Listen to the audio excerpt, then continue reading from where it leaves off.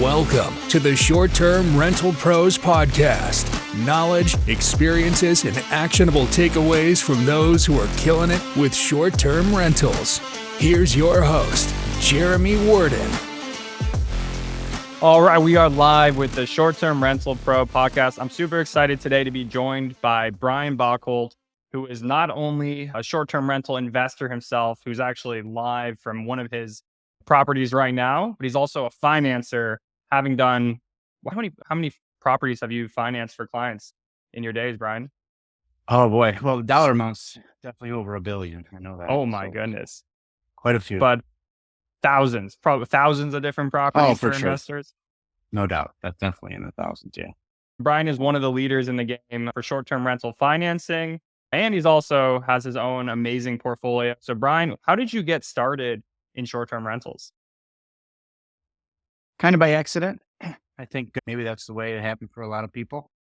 We made a lake house purchase in 2020 rather, I would call it a COVID purchase, about an hour from our house with not really any intention necessarily to rent it. But we had some friends that had done something similar and they rented it a little bit and we got in it about as ignorant as that, just renting our lake house out here and there in the beginning. And then months later, our first vacation here to Marco Island, it was supposed to just be a vacation and we left under contract actually on the condo that I'm standing in now. And with the two properties, I was given a mandate by my wife that we had to rent them like heck to try to make some money back. And the rest is history. We've since bought a couple more properties down here. We're building another one. And that's kind of all transpired in the last 2.5 years or so. So where are you from and where was this first property you bought in 2021? We live just a little bit south of Chicago and we bought a lake house. It's about an hour north from our primary residence. And how much, if you don't mind me asking, how much did you buy it for? The lake house, $595,000. Okay, $595. And is it still kind of like because it seems like a lot of you're currently in one of your properties in where Marco's Island in Florida? Marco Island, yep. Do you go to all four of your own properties? Is that with pretty regularness? Yeah. Since we didn't get into this with business as the original design, personal use has always been a huge component for us, no doubt. We're certainly way more business oriented now in this space than we were in the beginning when we first bought the lake house. But yes, we use all of our properties. So would you consider it a lifestyle asset? Most definitely. Got it. Exactly Okay. So you got in first one, 2021, you started renting it out. Were you kind of like personally surprised on how well it was doing? And then did that inspire you to then add the additional properties to your portfolio? We were extremely surprised actually with how much we were able to get for the lake house, to the point where it was a constant battle of wanting to use it for personal and realizing how much money we were sacrificing on a week in July if we did that. And still to this day, we have to find that balance, but we were very surprised for sure. What would a week in lucrative it July could be. put in your pocket? About $7,000. Wow. So $7,000. We're about $1,000 a night in the summer. A G a night. So what is this property grossing on an annual basis? Well, this property doesn't gross a ton because this is still the one of the bunch that we do use, being so close to our primary. Got it. We do still sacrifice a ton of money in the summer and use it for personal use quite a bit. But it pays for itself. And then a little something on top of that, while us getting an absolute ton of personal use. We only do 6 or 7 renters in the summer. And then we run it over the winter. Obviously, the demand is much lower. But yeah, I mean, it literally pays for itself. That's good. With 6 to 8 renters. Wow. That is a dream. 6 to 8 renters a year for about a week a piece pays for the entire mortgage, entire expenses, repairs for a lake house property. So got the first one. You were surprised by how it was doing. And then you decided to buy additional properties, ones that you wouldn't go to as often. Where are those properties? When did you get them? How much did you get them for? And how are they doing? Well, so the next one was in Marco Island, which is where all of the remaining ones are. And that was the condo that I'm standing in now. We closed on that February of 2021. The lake house was actually July of 2020. That was the first one. This one was, we closed February of 2021, bought it for $695,000, worth every bit of $1.2 million now.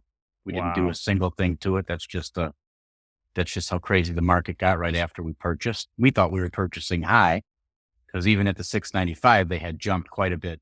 You always do. You always 6 months. You always think you're purchasing high, and then 6 months later, Exactly. we got a good deal. So this one does really well. Obviously, we got into the good purchase price and a good interest rate, and it probably does about 150,000. Very solid. And then what about when did you add the additional condos? So we bought a house here on Marco 7 or 8 months later, would have been October of 2021. And we bought that for 940,000. That one's going to do about the same. It's a little more expensive than the condo, but it will do about 150 as well. And then we bought another condo in January of last year for 500,000, just a little 1-bedroom. And we also bought a piece of land recently in December, and we're getting ready to build a 5-bed, 5.5-bath, 4,200 square foot house on. That is gonna crush. So that'll be a 4.2 million valuation, at least currently, today's current market. And we're going to rent that for a while and see how that goes, but it'll be a monster. All right, I want to unpack that because I'm personally curious. Well, I've never built anything.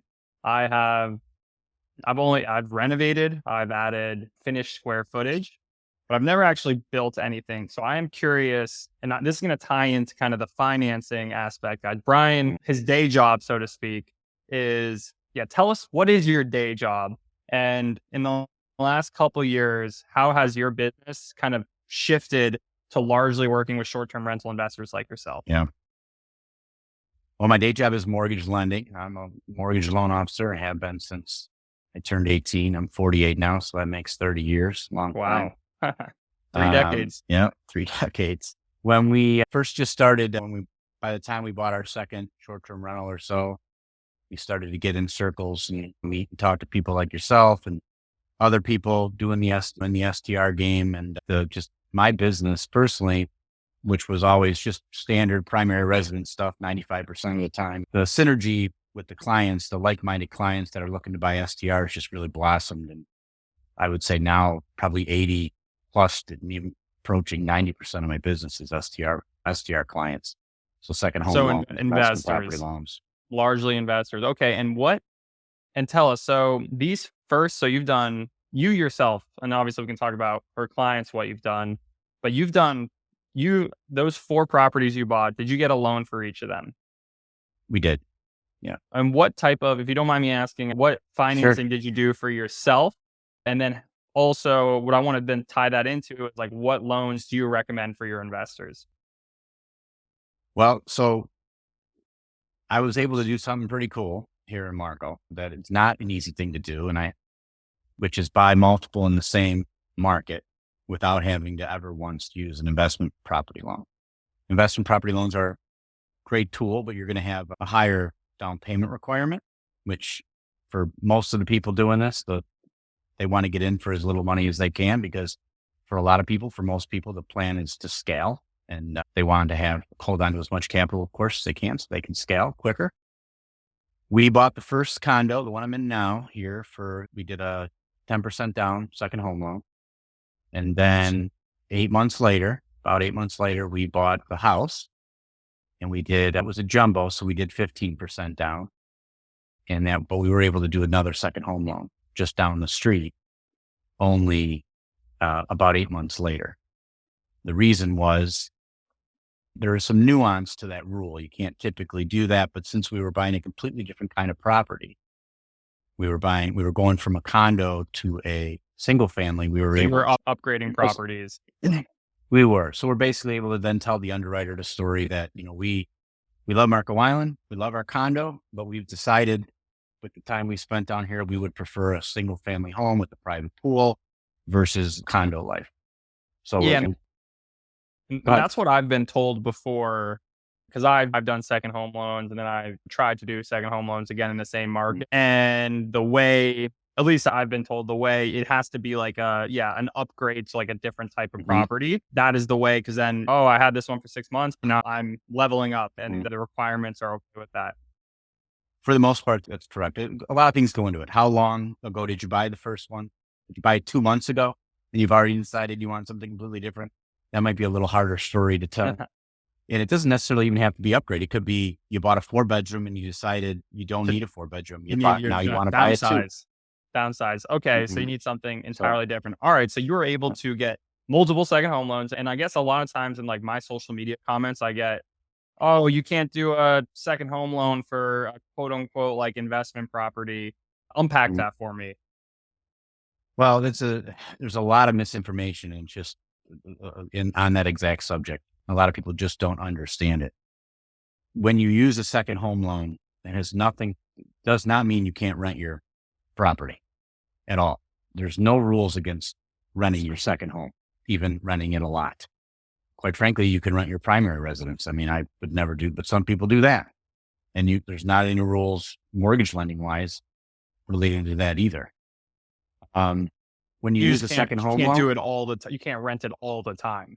So when you're doing a second home loan, it does imply some personal use aspect. The underwriting guideline literally says that the buyer will use the property for personal use some portion of the year. Some portion of the year. So what does that even mean? A lot of people say 2 weeks is the benchmark, but that's not even in written guidelines. It just says some portion of the year. It's also a completely immeasurable, impossible thing to measure. No lender is going to trail you and find out how many days a year you stayed at your property. So maybe 1 year you're there 2 or 3 weeks. Maybe the next year you're not there for 2 weeks. That's totally okay. So, and that's what everybody else in this space is doing. You want to use a second home loan because you're going to be able to do something like 10% down. You're probably going to get a little better interest rate than you would if you were to use a investment property loan. Got it. And then for primary, I'm just curious now, what's the language say for a primary home? Not sure the specific, like I just rattled off for the second home loan, but there's nothing that prohibits you from renting your property. Period. Got so it. If you buy like as the primary, isn't it like to you intend to live here, you intend for this to be your like main residence, right? Like where if like let's say you're under contract on a primary house, and you get a lease or somewhere else, like then it would look a little iffy, because then it's like, all right, why are you getting a lease? So, or correct me if I'm wrong, but it's really just like you intend for this at this moment, you intend for this to be the place you live. That's exactly the right way to put it too. And intent was the exact right word to use.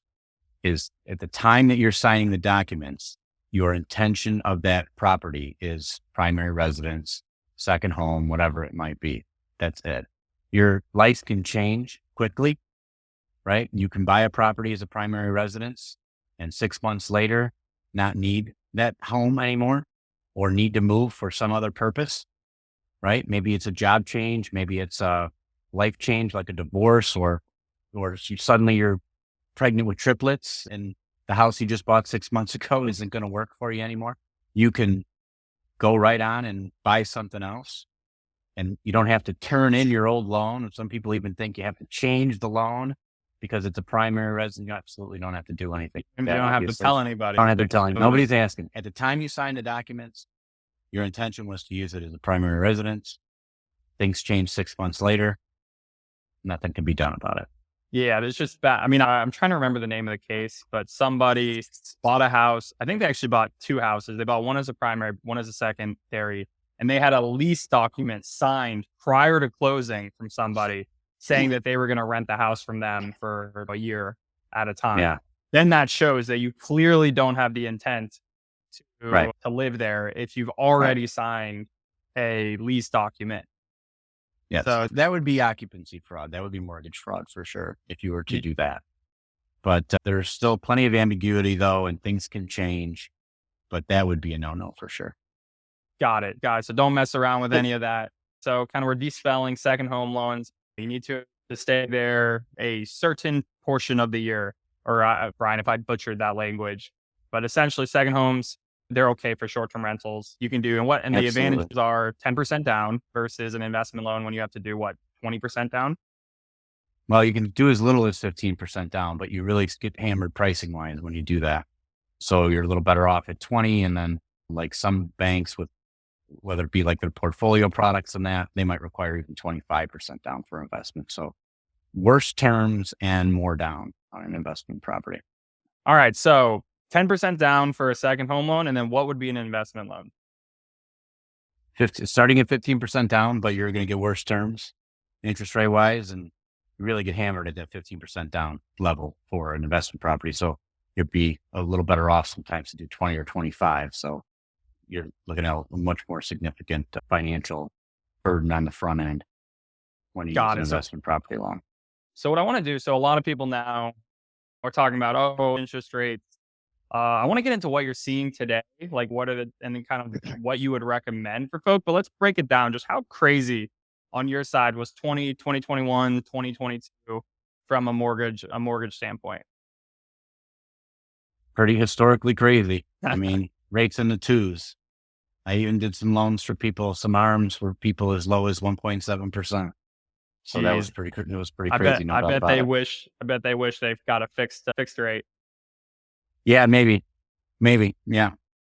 Wow. Yeah. So how many loans, I'm just curious, how many loans were you like doing a week at that point? We're probably closing 250 units a year. So got it. So about 5 a week on average. Yeah, something like that.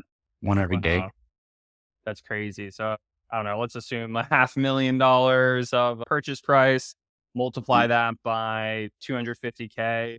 We're at, let's see if I can do quick math out. Hundreds of millions. Over 100 million. Yeah. So you did $100 million of loans, 2020, 21, 2022. I guess, so tell me, what are you seeing in 2023? I mean, I'm personally, I bought a house a month ago. I bought one in October of 2022. Like, I'll speak for myself where I got my foot on the pedal, but like, what are you seeing from folks? Well, there's still a lot of people in this space buying. I mean, there's no doubt about it. There's a lot of investors on the sidelines for sure, waiting for prices to come down and or rates to come down. And they might be waiting for a while, especially on prices. Not sure that'll even happen. A lot of people predicted that we would have had that big drop in values already, and we haven't. It's kind of stagnated. It's leveled off. Maybe in some areas there's been a slight dip, but it's been slight, if it's dipped at all. I know here on Marco it flattened, but we haven't gone down in price really at all, if at all. But most of the investors have the mindset, they're jumping on things like the 7-year ARM. They have high confidence that they'll be able to refinance in the next couple of years. Maybe not back down to the 2s or 3s, but probably the 5s. A lot of people even pencil out their numbers that way. I mean, right now you're getting into something maybe in the 7s, and you have to make sure that the numbers work at that rate, at that payment. But you should be forecasting as well. What is my payment going to look like if I'm able to refi it down to 5% in a year or two, just to see what those numbers would look like when that time comes. But a lot of people are still have their foot on the gas. The answer to the question, in my opinion, when is the best time to buy real estate? The answer is always now. Or a year ago. Or before. Exactly.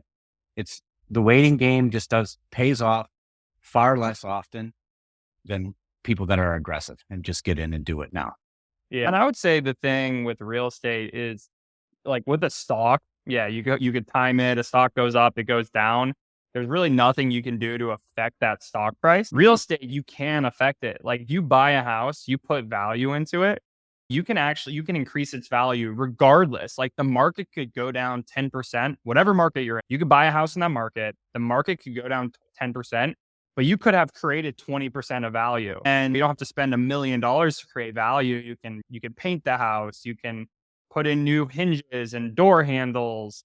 You can maybe knock down a wall that is an unnecessary wall and like open up the floor plan or something. Like, you can be a value add investor and you can affect the outcome of your investment. So if you're going to buy, you should look for properties that you can add value to regardless. Sure. And not have to worry about, oh, home prices do this, home prices do that. Like, screw home prices. Like, you've got this. Roll up your sleeves. You're going to create value.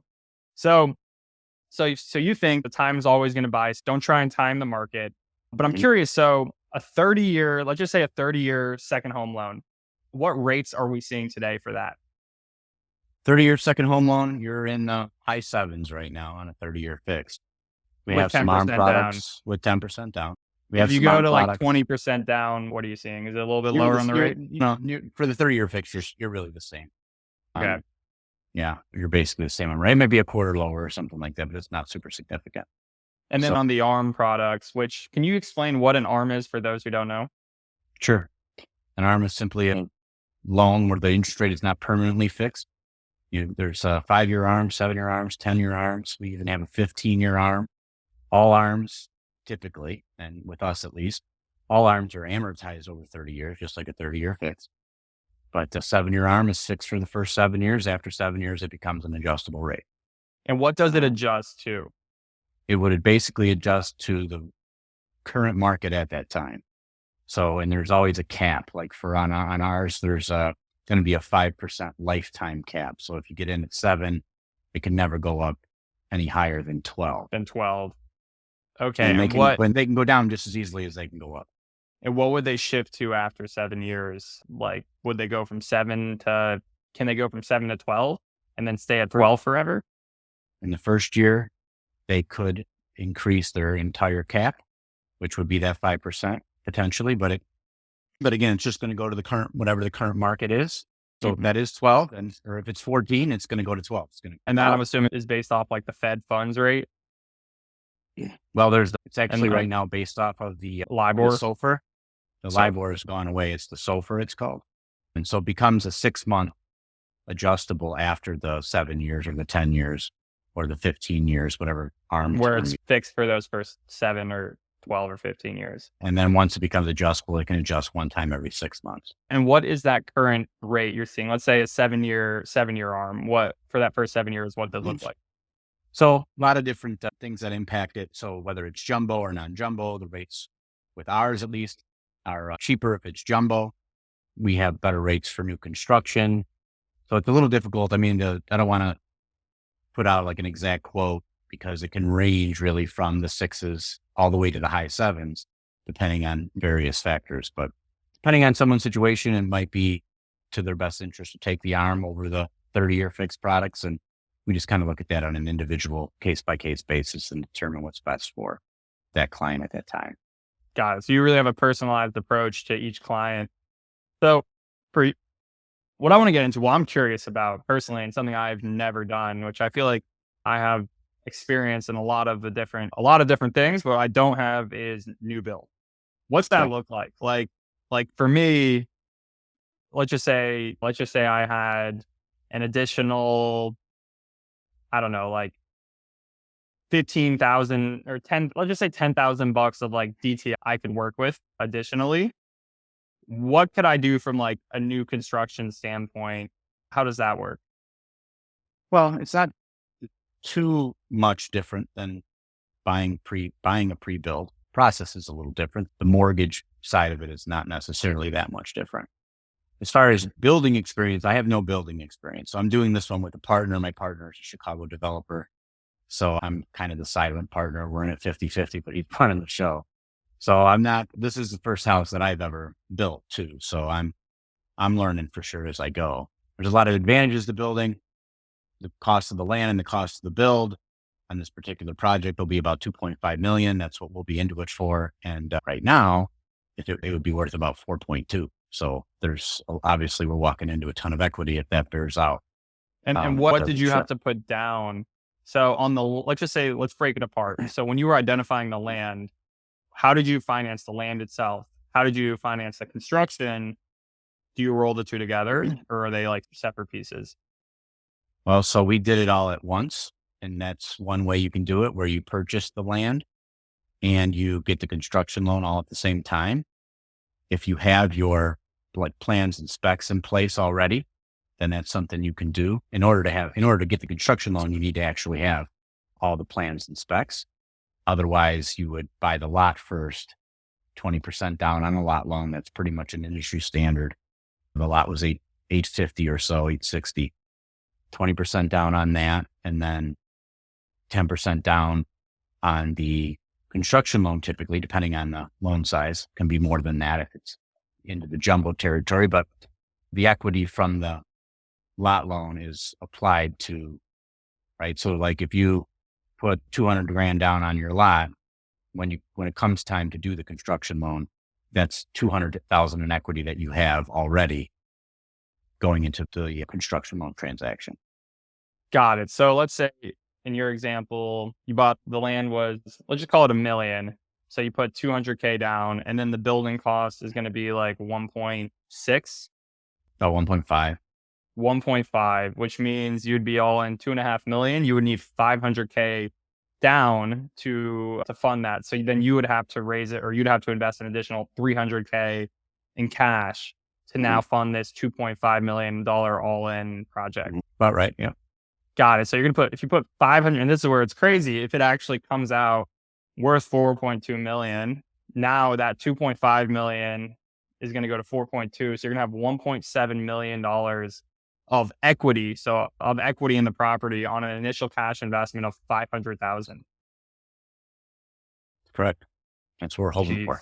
Wow. So, and we might even, STR on this one is even up in the air. I mean, if it's still worth 4.2 in 18 months when it's built, we might just sell it.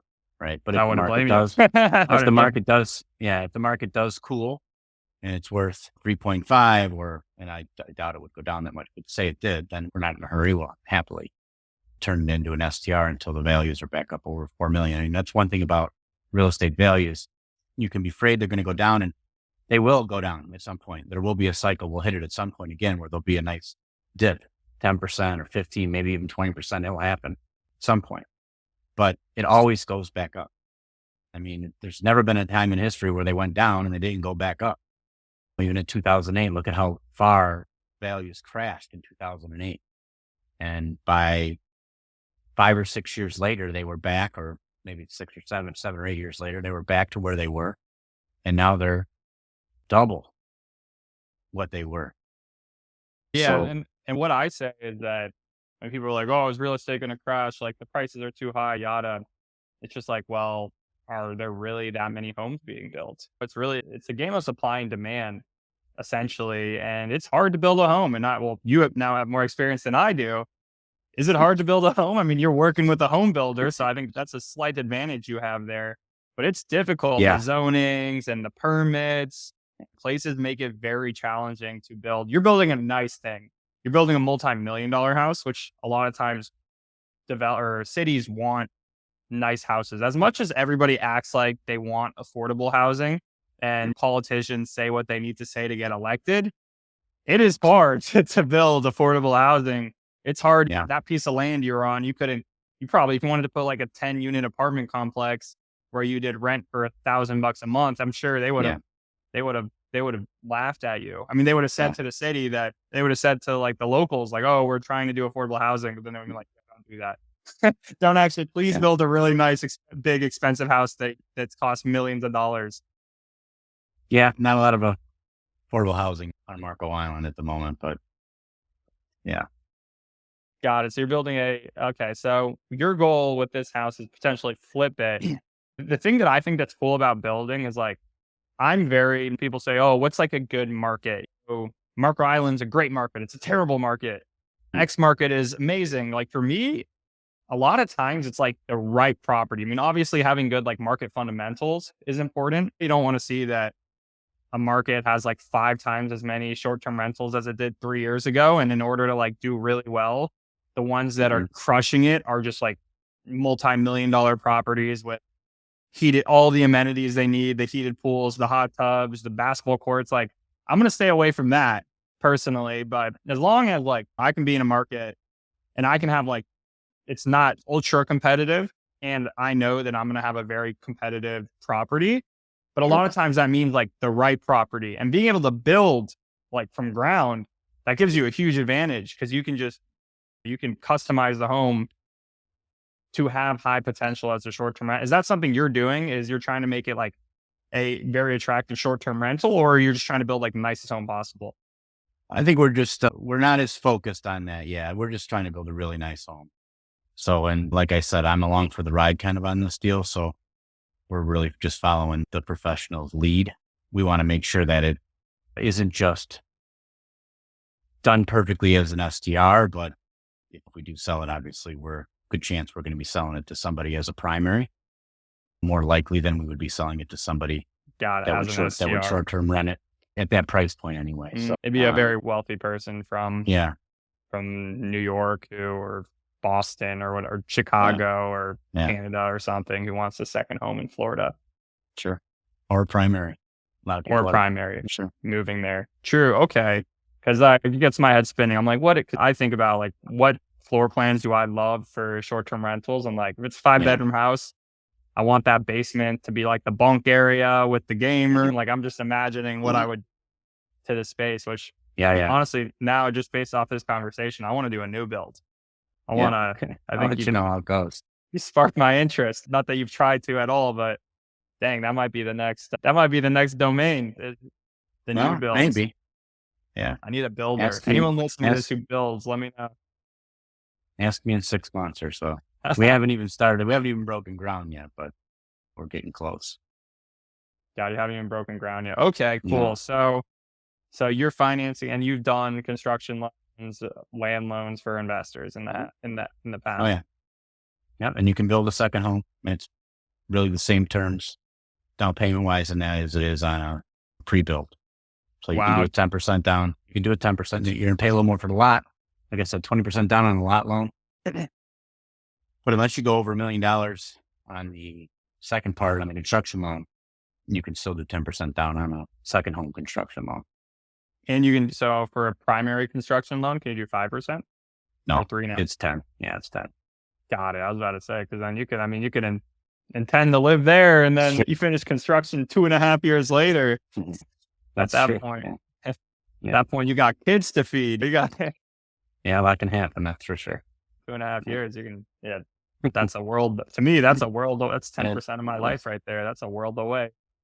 Okay, very cool. So what would you say to the new investors you're talking to who, maybe they didn't buy in 2020 and they didn't buy in 2021. I know you said real estate always goes up, but I guess, is there a particular type of property or place or any like things you can see where investors are having success?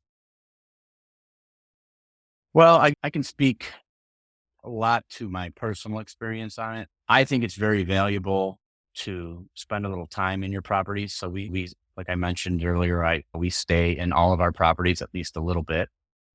So even if it is less of a personal use thing for you and it's more of a straight business, I find a lot of value in at least being in our properties once or twice a year to live in it and feel it and experience the good of it and the bad of it that the renters go through. I have yet to decide whether I like single family homes better than condos, but I think I like single family homes better than condos. I think HOAs are not always the funnest things to deal with. And plus, condos is actually something that's becoming very difficult to lend on in this space. Condos in resort type of areas, which is where you buy second home properties by a beach or in vacation like areas, and condo lending is getting very difficult. So that's another reason. Maybe Is there a reason for that? I'm just curious. Unpack that for us. Yeah, pretty much all of the condos in a resort style area are going to be deemed non-warrantable, which means you can't get a conventional loan on them. You cannot get a Fannie Mae or a Freddie Mac backed loan.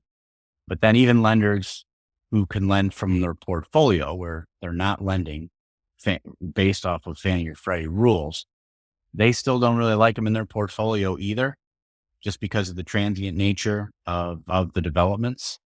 So a lot of lenders are just not even lending on condos in resort style communities. So you need to find a special type of lending. And then whenever you find a special type of lending, you pay for it with the terms, right? So the more creative something is, or there's implied risk on the lender side, you're going to pay for it, the consumer, with the terms, interest rate, down payment.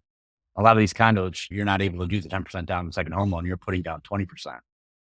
And you're also getting less favorable terms as far as fees and interest rate.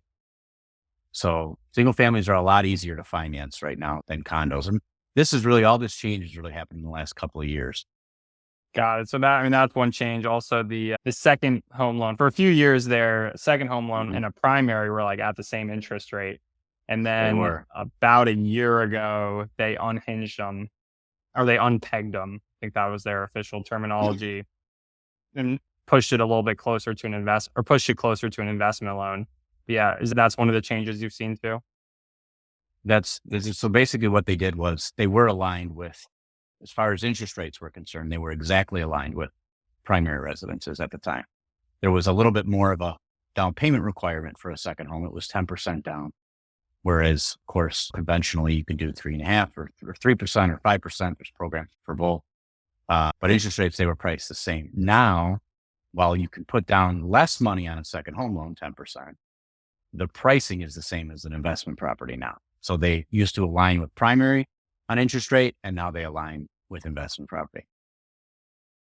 Got it. Okay. But the down payment requirement is less. That's the main Still advantage. Yeah. advantage. Got it. Okay. So I was listening, buying a home versus a condo, it's going to be easier to get financing. So you can do second home loans for short-term rentals, only have to put 10% down. Yeah. What are some other tangible things that you want to share from your being an investor yourself, B, being a financier for other investors? You mean like as far as from the STR side or just like lending tips? Anything. Yeah. STR, financing, investing, real estate. Give us the Brian Bockholdt keys to success in life too. Wow, life as well. Family. Yeah. Man, I don't know. That's a tough one. I caught me off guard with that one. I don't know. You gotta kind of be all in it, especially now. I mean, there was a time not that long ago, very recently, where it was very difficult to fail in this. Almost impossible. You bought something, you threw it up, you took some pictures with your cell phone, you threw it up on Airbnb or Vrbo, and you made money, right? And it's still an incredible investment opportunity. It's still an incredible business. And I'm more passionate about it now, even though it's far more difficult than it was a year ago or 2 years ago. I'm far more passionate about it now than I was in the beginning. And I even believe in it much more now than I did in the beginning. And even though in the beginning it was like printing free money, you just have to do a good job now.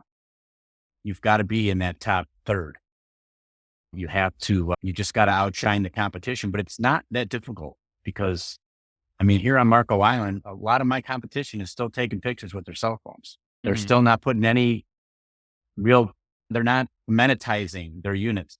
They're not putting in any of the nice new amenities that you see, whatever it is, whether it's arcade games or a nice coffee station or whatever. A lot of people are still not doing that. So you can't set it and forget it anymore. You've got to be hands-on. You've got to be checking your pricing. You've got to be doing research, but it's still an incredible business opportunity, investment opportunity, retirement plan, and also something to enjoy yourself throughout. Like I said, we do a lot of personal use. So it's been a game changer for us as a family. I mean, I'm here. My kids are at the house that we talked about.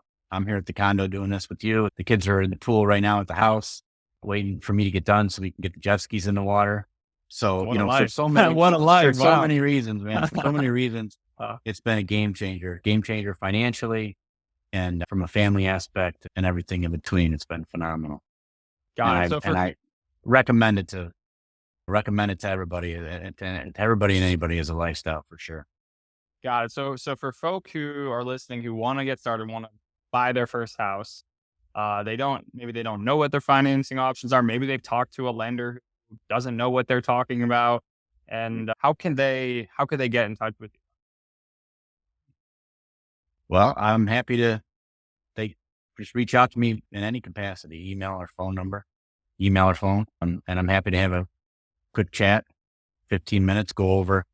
You can pretty much get to the bottom of someone's situation with a 10 or 15 minute phone call, and we can probably figure out just about exactly where you're at and kind of how to take the next steps from there. And what is your email at Huntington? My email is Brian, BRIAN, .M like Michael, again, Bockholdt. It's B like boy, OCKHOL, D like David, T like Tom, at Huntington.com. That's Huntington, like it sounds, HUNTINGTON.com. It's a long email.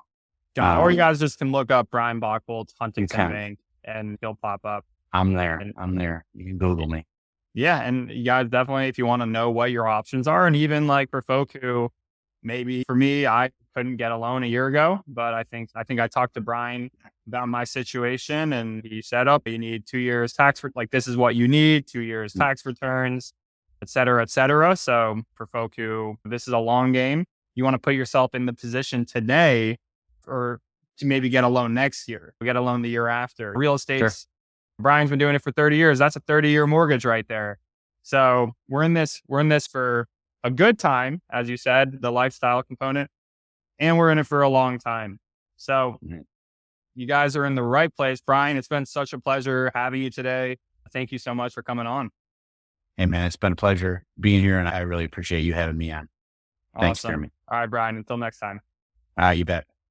And guys, that's it for the Short Term Rental Pro podcast. Stay tuned for next week. Thanks for listening to the Short Term Rental Pros podcast. Make sure to subscribe so you don't miss any future episodes. In the meantime, leave us a 5-star rating, like, comment, and share this with someone you know that wants to invest in short-term rentals.